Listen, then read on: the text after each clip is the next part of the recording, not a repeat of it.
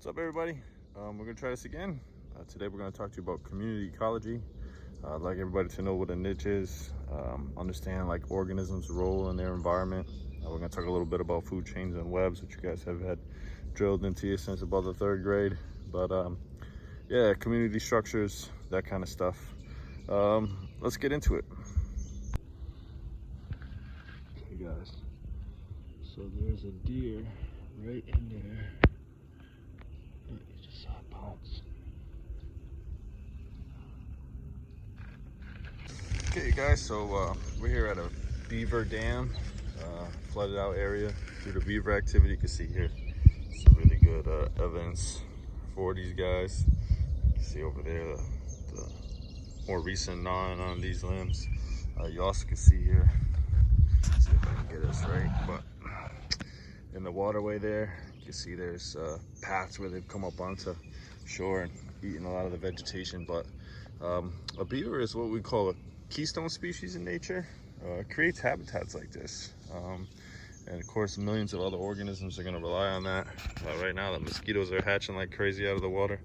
And all of this little flooded out area is because of these beavers creating dams and creating back eddies for the water to kind of pool up over here.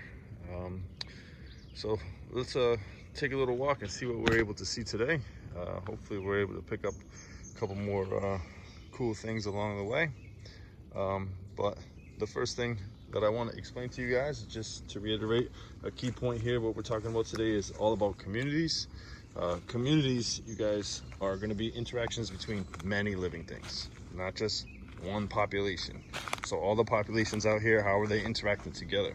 And as I just mentioned to you guys, beaver happens to be one very important member of this community, and there are thousands of them. So the role that an organism plays in its environment is called its niche. Okay, so you might think about like an earthworm. Where would its habitat be? Earthworm habitat is going to be obviously in the ground. You guys are familiar with that term, habitat. But that's not what the earthworm does. It's not its role in its environment. It aerates the soil, decomposes, helps with nutrient profiles, creates those nice rich loamy soils which so many plant species love. And that's what it does. You know, part of that obviously is where it lives, its habitat, but its niche is much bigger than that, right? A beaver, like we just mentioned, excuse me, its niche, its role in its environment is to create dams, flood out environments, create new habitat, and that's its role. So that's what a niche is. Out here in the woods, guys, these things are going to interact with each other. They're going to rely on each other heavily. And because of that, we have different types of relationships that form, right? The most obvious one I can think of right off the top of my head is a predator-prey relationship. And pretty much if we look up at any of these leaves, you see here evidence of predation. This is obviously herbivory, but insects are eating these guys. And that happens all around us, right? It's a dog-eat-dog world. And there's all kinds of predation that's happening every second of the day. Got a little bird there foraging, eating things, predating on other organisms. And there's different types of predation, right? But you can see got an insect in his mouth. There's different types of predation out there. Some animals strictly vegetarian, only eating plants, herbivores, right? Other animals are going to eat many other things, omnivores. And then you got your carnivores, obviously, just eating meat. But that's the first type of relationship I think you guys should know. Obviously, is a predator-prey relationship. Obvious winner there, obvious loser. And that's that one. The second type of relationship I want you guys to know is mutualistic relationships, where one organism benefits and the other organism benefits as well. If we were to dig into the soil in any of these locations, surely we'll find soil fungi, which like mycorrhizae, it's a very famous example. They kind of coat the root systems of most plants and enable them to absorb more water from their environment. So they work together. You know, mycorrhizae gets nutrients and the plant gets increased water absorption. It's a win-win, right? Also, you know, a couple other examples maybe might be a bee. Here's a beaver right here. Oh, my bad, not a beaver, a couple ducks. See the baby behind the mother.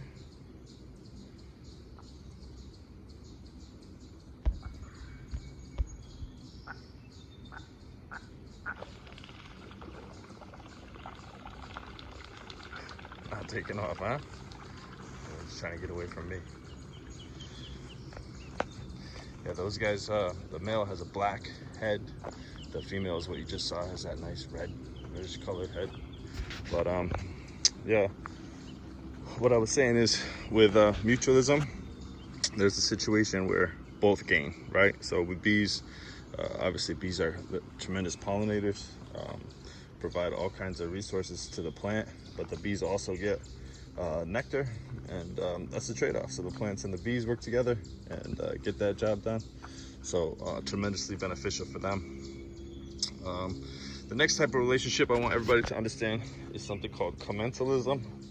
That's where one benefits and the other is unaffected, right? So you can imagine maybe, I don't know, if I'm walking through the woods like this and I'm knocking over bushes and trees and things as I'm walking, I'm displacing insects that were on these leaf surfaces, and that makes it easier for birds to catch them. I'm not doing that on purpose, it has no benefit to me, but the birds are benefiting from me walking around and having these things happen. So that's commensalism. The last type of relationship that everybody needs to know is parasitism. I'll try to show you a tick later at some point, but obviously one organism gains, the other loses, and so a parasite causes harm to its host, right? So a tick is an obvious example around here in these woods. You carry Lyme disease, can cause tremendous damage to you or me. Mosquito might be another example where they're gaining blood from you, you're losing that blood. So that'd be an example of a parasitic relationship. So those are the different types of relationships that exist in communities. Obviously these things are really tied together pretty well, and I hope that everybody's understanding what I've explained so far. Talking about parasites before, I wanted to just show you guys this real quick. This right here, my hand, let's see if I can show you. That right there is a deer tick. You know it's a deer tick because of the white band that's running on its back. A dog tick would be kind of mottled. This is the one that can carry Lyme disease. In order for it to get Lyme disease, it has to have fed off of a rodent at some stage in its development. I'm not gonna let them keep crawling on me here, but that of course is a parasite, and hopefully you guys are very well aware of that. If it got into your bloodstream, it would blow up, get a lot bigger, have a white waxy appearance on its abdomen there, and you get 400 times its size. It's incredible how engorged these things can get. But again, that is a parasite. It would cause you harm and it would gain. So I hope that makes sense to everybody, and yeah, let's get back to it. The next thing that I wanted to kind of point out in terms of community ecology is this concept of energy flow. Okay, so all of the energy that fuels all of the growth in this forest is going to come from the sun. I would say the 99% of all the habitats on Earth are fueled from that energy source. Obviously, there's lithotrophic food chains that exist in caves. We have rock-eating bacteria. There also is deep in hydrothermal vents.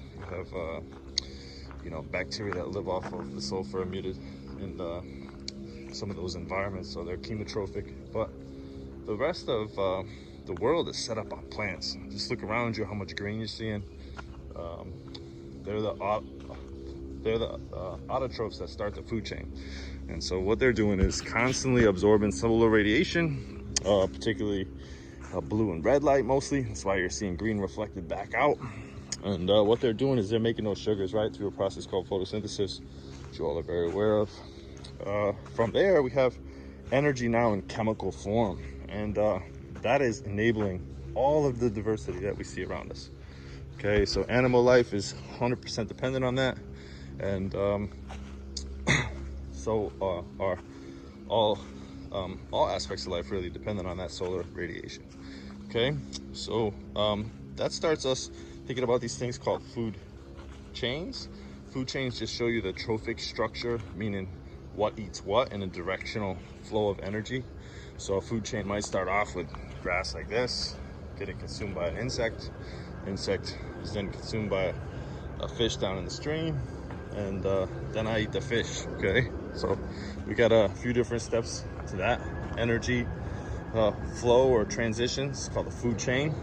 Just for your own knowledge, it's really important to understand that we lose about 10%, we only have about 10% of the energy that was in that organism that's able to move up the trophic level. So 90% of it, some beautiful flowers here, 90% of that energy is lost as heat, right? So wood frog, I don't know if you guys can see I'm bouncing around. Pretty cool. But 90% of that energy is lost as heat to the environment, entropy, which we've discussed before.